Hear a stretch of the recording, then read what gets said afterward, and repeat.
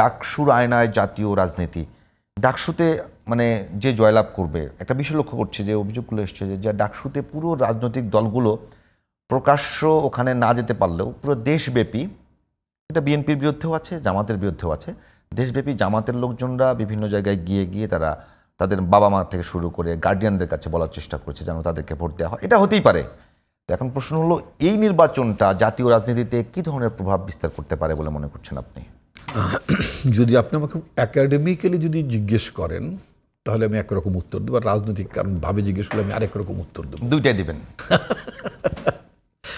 Academically যদি বলি, এই অভিজ্ঞতাগুলো আপনার পর্যবেক্ষণগুলো আপনারও আছে। আপনি দেখবেন যে একসময় ৭৩ সাল থেকে আপনার ৭৩ সালে ভিপিজিএস কারা হলেন? ছাত্র ইউনিয়ন, সেলিম ভাই। আমি পার্সোনালি অত্যন্ত পছন্দ করি সেলিম ভাইকে। আচ্ছা, তারপরে জাতীয় রাজনীতিতে মানে তার যে মূল সংগঠন সিপিবি, তারা কি ওই নির্বাচন মানে ৭৩ সালে কিন্তু অনেক জায়গায় কিন্তু ছাত্র ইউনিয়ন জিতেছিল, অনেক জায়গায় জিতেছিল, এবং তারা কি সেই প্রভাবটা ধরে রাখতে পেরেছিলেন? পারেননি। এরপর যদি আপনি যদি ধরেন অনেক বছর পরে যদি দেখেন, অনেক দিন ধরে যদি দেখেন, জাসদের একদম উত্থান ঘটলো নাকি অনেক জায়গায়। আপনি যদি মাহমুদুর রহমান মান্না চাকসু থেকে মানে চিটং থেকে আসলেন, এসে ঢাকায় ইলেকশন করলেন, কত কিছু নাকি। এবং জাসদের ওই সময় রমরমা অবস্থা। হ্যাঁ, রমরমা।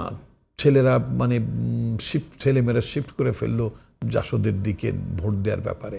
আচ্ছা, তো সেই জাসদের কি অবস্থাটা, কোন হাল দেখেন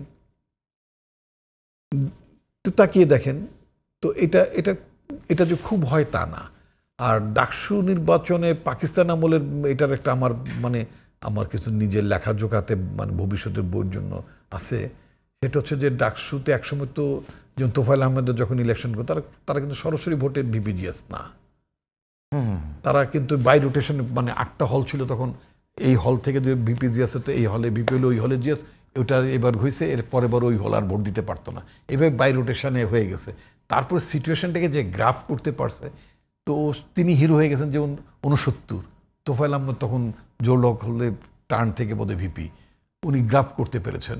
he became hero at that time. তো ওই যে হিন্দি সিনেমা আছে জো জিতা হয় ও সিকান্দার, তো সিকান্দার হয়ে গেছে। আচ্ছা, এখন মানে শরীরটা খুব চমৎকার কথা বলেছেন, ছাত্র নেতাদের বেলায় অভিযোগের কথা বলেছেন। দেখেন, এই যে অভিযোগের ব্যাপারটা, মানে আমি বলি সততা, স্বচ্ছতা, ভালো থাকা, এটা রোজা থাকার মতো। বলে কীরকম রোজা থাকার মতো? কীরকম রোজা? যেমন সকাল সন্ধ্যায় সেই যখন সেহরি খাবেন, তারপরে আপনি ইফতার করবেন, এর মাঝখানে আপনি সকল প্রকার পানাহার থেকে শুরু করে আপনার দৃষ্টিকে হেফাজত করবেন, আপনার জবানকে হেফাজত করবেন, আপনার জিহ্বাকে হেফাজত করবেন, অন্তরকে হেফাজত করবেন, তাহলে আপনার রোজাটা বিশুদ্ধ হবে। আর যদি আপনি যদি মনে করেন পানি খেলাম না, কিছু খাইলাম না, আর সবই খাইলাম অথবা সবই করলাম, নাউজুবিল্লাহ, তো সেটা রোজা হইল না। তো এখন কত হচ্ছে কি, সততাটা হচ্ছে কি ডে ওয়ান থেকে আপনাকে ওটা মেনটেন করতে হবে, ডে ওয়ানটা মেনটেন করতে হবে। আপনি ছাত্র জীবনে অনেক ভালো মানুষ ছিলেন, নেতা হয়ে গেলেন, আপনার সুযোগ আসলো, অ্যাম্পল অফ অপরচুনিটি আপনার চলে আসলো, আর আপনি কামানো শুরু করলেন, চাঁদাবাজি শুরু করলেন, আপনি সহায় সম্পদের মালিক হয়ে গেলেন। মানুষ চিন্তা করতো, এই লোকটা তো রিক্সা করে যেত, এই লোকটা হঠাৎ করে পাজরে জিপে চড়ছে, ধোঁয়া উড়াতে ধুলা উড়াইতে যাচ্ছে, গ্লাসও খোলে না, গ্লাসগুলি ইদানিং আবার টিন্টেড গ্লাস হয়ে গেছে, মনে যে কালো গ্লাস, ভিতরে দেখা যায় না, নামে না, হাত দিয়ে হ্যান্ডশেক করলে হাত আবার নাকি পানি মিনারেল ওয়াটার দিয়ে ধোয় অথবা ড্রিঙ্কিং ওয়াটার দিয়ে হাত ধোয়, ইত্যাদি ইত্যাদি। এই যে কথাগুলো প্রচার হয়ে যায়, এটা বিভিন্ন সময় বিভিন্ন আমলে, তখন ওই নেতা আর ওই মিথটা থাকে না, তখন এই নেতা আলটিমেটলি নেতার জায়গায় থাকেন না, নেতা তখন আলটিমেটলি কি হন, ভিলেন হন। এই যে আপনি নেপালে পড়ছিলাম, ফাঁকে ফাঁকে পড়ছিলাম আজকে সারাদিন, যে বাংলাদেশের অল সিমটমস আর দেয়ার। ওখানে বাংলাদেশের প্রধানমন্ত্রীর বাড়িটা খালি আগুন লাগানো হয় না, মানে আমি গণভবনের কথা বলছি, আগুন লাগানো হয়, বাট নেপালের প্রাইম মিনিস্টার বাড়িতে আগুন লাগিয়ে দিয়েছে। এখন কিছুক্ষণ আগে খবর, আগুন লাগিয়েছে। অলি তো পালালেন, মানে হাসিনা তো পালালেন ভারতে, অলি পালিয়ে কোথায় আশ্রয় নেবেন? সার্টেনলি বাংলাদেশ তাকে আশ্রয় দেবেন আমি মনে করি। চীন দিতে পারে, আমি জানি না কোন দেশ তাকে দেবে। অবশ্য যেমন আপনার সিরিয়ার প্রেসিডেন্ট হাফিজ আল আসাদ রাশিয়াতে গিয়েছেন, অন্য এটা অনেকটা বোঝা যায় আগে থেকে যে বিপদে পড়লে কোন দেশে যাবে। রাইট। এখন কথা হচ্ছে কি যে এটা তো বুঝতে হবে, অলি কি জনগণের নেতা ছিলেন না এক সময়? আমি কেপি অলি শর্মার কথা, হ্যাঁ, তিনি কি জনগণের নেতা ছিলেন? নিঃসন্দেহে জনগণের নেতা ছিলেন বলে তখন এসছেন। তিনি কি সংগ্রাম করেন নাই? তার কি তার দীর্ঘ সংগ্রামের ইতিহাস, দীর্ঘ সংগ্রাম ইতিহাস ছিল না? তাকে কেন পালাতে হলো? ওয়াই? কেন তাদেরকে এই এই এই এই লেভেলের লোককে কেন পালাতে হয়? It's a $1 million question for our politicians, including me. আমার নিজের কাছেও এটা অনেক বড় প্রশ্ন। সুতরাং বাংলাদেশ, আমি বারবার বলি যে কোনো দেশে যদি অভ্যুত্থান বলেন, বিপ্লব বলেন, সেটা আমি বাংলাদেশের 24-এর ঘটনাটাকে আমি বিপ্লব বলি না। বিপ্লব হওয়ার জন্য যে বিপ্লবী সংগঠন লাগে, বিপ্লবী উপাদান লাগে, কর্মসূচি লাগে, সেগুলো কোনোটাই ছিল না। এটাকে অভ্যুত্থানই বলা যেতে পারে। খুব ভালো। আর নতুন বাংলাদেশের কথা আমাদের ছেলেরা বারবার বলছিল, নতুন বাংলাদেশ সম্মানিত শুধুই মাত্র প্রধানমন্ত্রীর বয়স কম, মানে প্রধানমন্ত্রীর মেয়াদ কমানো, ক্ষমতা কমানো না, প্রেসিডেন্টের ক্ষমতা বাড়ানো। It's not that. নতুন বাংলাদেশ হওয়া মানে প্রান্তিক পর্যায়ের মানুষের সুযোগটা কতটা ডিস্ট্রিবিউটেড হলো, কতটা শোষণ বঞ্চনাটার বৈষম্য কতটা ঘটলো, কতটা মানুষ, প্রান্তিক পর্যায়ের সাধারণ মানুষ কতটা আপনার মানে অর্থনৈতিক সাম্যের মধ্যে আসলো। দ্যাট ইজ নতুন বাংলাদেশ। আপনার ছেলে মেয়ে পড়বে বড় দামি স্কুলে, আমার ছেলে মেয়ে, গরিবের ছেলে মেয়ে একটা ভালো স্কুলে পড়তে পারবে না।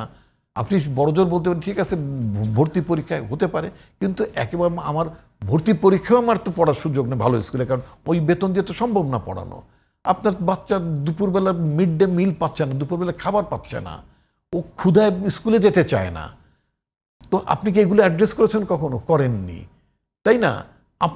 আপনি ধনী এবং দরিদ্রের বৈষম্য যে ভীষণ মাত্রায় আছে, সেই জায়গাটা নিয়ে কি যারা নতুন বাংলাদেশের কথা, ইট সাউন্ডস গুড, শুনতে অনেক ভালো লাগে। আমি তো একসময় বাংলাদেশের খুব কম রাজনৈতিক দলে তো এগুলো অ্যাড্রেস করার কথা বলে। তাহলে আপনি কথা বলছেন কেন? একটু ফলে যখন এই কথাগুলো বলেন, যখন আপনি কথাগুলো বলেন, অথচ সেই ধারে কাছেও নাই, এর ধারে কাছে আপনার ভাবনাও নাই, পরিকল্পনা নাই। আপনি নতুন রাজনৈতিক বন্দোবস্তের কথা বলছেন, but you never floated that idea. আপনি এই আইডিয়াটা কখনোই ফ্লোট করেন নাই। আজকে এই জন্য মানুষ হতাশ হয়। এই কারণে কি, আমাদের ছেলেমেয়েরা যখন ব্যর্থ হয় বা ব্যর্থ আশঙ্কা তৈরি হয়, তখন কিন্তু আমি মোটি খুশি হই না, খুবই ব্যথিত হই। কারণ ওরা কেন ব্যর্থ হবে? ওরা এত কিছু করতে পারলে ব্যর্থটা হবে কেন? কিন্তু ব্যর্থটা যে হয় তার কারণটা তো তাদের নিজেদের খোঁজা দরকার, শুধু ওদের না, তাদের হাতে, শুধু ওদের না, ওদের আগের জেনারেশনদেরও, আমাদেরও। রিপন ভাই, শরীফ ভাই একটু কথা বলবেন, একেবারে মানে সময় শেষ, আমি যদি বলি 2 মিনিট আপনার। এই নির্বাচনের মধ্য দিয়ে একবার নির্বাচনটা খেয়াল করেছেন যে আদর্শিক দিক থেকে ঢাকা বিশ্ববিদ্যালয়ে কোনো পরিবর্তন লক্ষ্য করছেন কিনা, যেটার পর্যালোচনা করবেন একেবারে আপনার জায়গা থেকে? ঢাকা বিশ্ববিদ্যালয়ের একটা মুক্ত বুদ্ধি, মুক্ত চর্চার যে পরিবেশ, একটা অসাম্প্রদায়িক ভাবাদর্শের প্রতি বিশ্ববিদ্যালয়ের, আমি এটা অনেক জায়গায় বলি যে পৃথিবীতে প্রত্যেকটা দেশে বিশ্ববিদ্যালয় আছে, বিশ্ববিদ্যালয় গড়ে তোলা হয়েছে, কিন্তু একটা বিশ্ববিদ্যালয় একটা দেশ গড়ে তুলেছে, তার নাম ঢাকা বিশ্ববিদ্যালয়। আবার পৃথিবীর কোনো বিশ্ববিদ্যালয় 25শে মার্চের কালো রাত আসেনি, পৃথিবীর কোনো বিশ্ববিদ্যালয়ে 14ই ডিসেম্বরের কালো রাত আসেনি, ঢাকা বিশ্ববিদ্যালয় এসেছে। আমরা উদ্বেগ, গণতন্ত্রের প্রতি শ্রদ্ধা থাকার পরেও উদ্বেগও তৈরি হয় কখনো কখনো। এই উদ্বেগটা ক্রমশই বাড়ছে। যারা 25শে মার্চের কালো রাত এনেছিল, 14ই ডিসেম্বরের কালো রাত এনেছিল, তাদের প্রতি কেন যেন একটা ছাত্রদের একটা বিরাট অংশ ক্রমশই নির্ভরশীল হয়ে পড়ছে, এবং সেই অপরাধগুলোকে তারা নানাভাবে জাস্টিফাই করার চেষ্টা করছে। সেটিতে কি মানে এই যে যারা এই জায়গাগুলোতে কাজ করবার কথা, তাদের কোনো ব্যর্থতা দেখেন? অবশ্যই ব্যর্থতা আছে। তার থেকে বড় ব্যর্থতা হচ্ছে, আমি এটি আজকে সকালে সোশ্যাল মিডিয়ায় লিখেছি, আমাদের বিশ্ববিদ্যালয়ের শিক্ষার্থীদের যে ফ্লোটা বিভিন্ন অঞ্চল থেকে আগে যেভাবে আসতো, এখন আসার প্রবণতাটা আপনি খেয়াল করে দেখবেন যে মাদ্রাসাগুলোর থেকে প্রচুর শিক্ষার্থী এখানে পড়ার সুযোগ পাচ্ছে, এবং এই সুযোগটা আগের সরকার কতগুলো বিষয় বিবেচনা ছাড়া সবাই বিশ্ববিদ্যালয়ে পড়ুক এটা আমরা চাই। এবং আপনি এখানে আসার জন্য এক ধরনের স্ক্রিনিং একটা সিস্টেম আমাদের এখানে আছে। গত বছর ঢাকা বিশ্ববিদ্যালয়ের সায়েন্স ফ্যাকাল্টিতে এক একটা আসনের জন্য 78 জন শিক্ষার্থী পরীক্ষা দিয়ে অংশগ্রহণ করেছে। তো এটি যদি আপনি শিথিল করে দেন তাহলে কিন্তু অনেক অযোগ্যরাও এখানে জায়গা পেয়ে যায়। আমাদের এই বিষয়টা একটু রিপন ভাই কাছে শুনে শেষ করবো। রিপন ভাই একেবারে বলবেন যে ঢাকা বিশ্ববিদ্যালয়ের নেতৃত্ব দিয়েছেন, জাতীয় রাজনীতির নেতৃত্ব দিচ্ছেন, তো বেস্টটা যেহেতু ঢাকা বিশ্ববিদ্যালয় এবারের নির্বাচনের মধ্য দিয়ে আদর্শগত বড় ধরনের কোনো পরিবর্তন লক্ষ্য করছেন কিনা, এবং সেটি বাংলাদেশের জন্য কি ধরনের বার্তা দেয়? এটার জন্য আপনি এই মন্তব্যটি করার জন্য আপনাকে মানে ফলাফল পর্যন্ত অপেক্ষা করতে হবে না। আমি বলছি যে যারা কম্পিটিশনে আসছে, আমার কথা হলো আমি সেটাও জানি না, সেটাও আমি জানি না। আমি আপনাকে সরাসরি যদি বলি, একেবারে সাদিক কায়েম ইসলামী ছাত্র শিবিরের প্রার্থী, আবিদ ছাত্রদলের প্রার্থী এবং যে কয়েকজন আছে, তো তারা কম্পিটিশনে কিন্তু এখন যে কয়েকজন আসার সম্ভাবনা রয়েছে। তো ইতিপূর্বে কখনো কোনো ধর্মভিত্তিক রাজনৈতিক দল ঢাকা বিশ্ববিদ্যালয়ের মাঠে খুব বেশি ভালো করেছে বলে আমাদের কাছে তথ্য নেই। এবছর সেটা কিন্তু হচ্ছে। এটার একটা কারণ যেটা মানে শরীফ যেটা উল্লেখ করলেন, একটা মাদ্রাসা ব্যাকগ্রাউন্ডে পড়াশোনার একটা মানে করা কথা উল্লেখ করেছে, এটা একটা ইম্পর্টেন্ট কারণ। তবে আরেকটা কথা আপনাকে বলতে চাই, ইউরোপে অনেক মুসলিম ফ্যামিলি, তাদের আমি আমার জানা মতে আমার পরিচিতদের মধ্যে অনেকেই আছে, তাদের বাচ্চাদেরকে তারা আগে মানে মুসলমান হিসেবে আগে কোরআন শিক্ষা দান করেন, এবং অনেকের ছেলে মেয়ের আগে হাফেজ হয়, তারপরে তার রেগুলার এডুকেশনে যায়। বাট তারপরে তাদের মধ্যে আমি মানে কি বলে গোড়ামিটা আমি মোটেই দেখিনি। তারা অনেক স্কলার হচ্ছেন, তাদের মধ্যে কেউ ডাক্তারি পড়তে যাচ্ছেন, ইঞ্জিনিয়ারিং পড়তে যাচ্ছেন, সব ঠিক আছে। কিন্তু বিষয়টা হচ্ছে কি, আমি যেটা বলতে চাই সেটা হচ্ছে আপনার মূলধারার রাজনীতিতে, ওই যে আমি নেপালের উদাহরণ টানলাম, বাংলাদেশের উদাহরণ টানলাম মানে আমরা বাংলাদেশ তো আমরা নিজেরাই অতি সম্প্রতি দেখলাম ঘটনাটা, তাই না? দেখলাম, অংশগ্রহণ করলাম।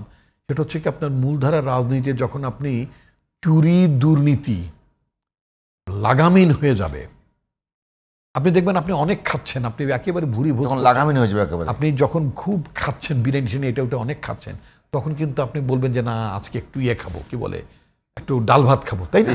রিপন ভাই, আজকে আমাদের শেষ করতে হবে।